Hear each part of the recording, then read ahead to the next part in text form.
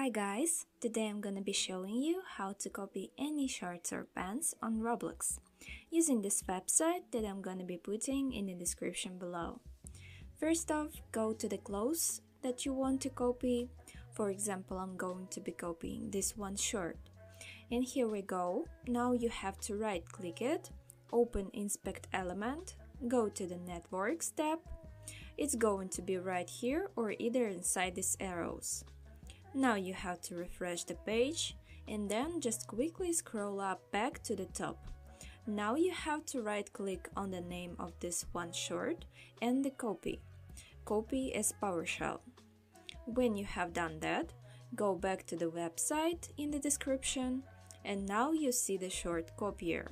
You have to paste short code right here, press copy clothing and wait a bit. And here we go guys. Now your short is downloaded and you can use it however you want. So that's about it guys. Thank you so much for watching and have a nice day.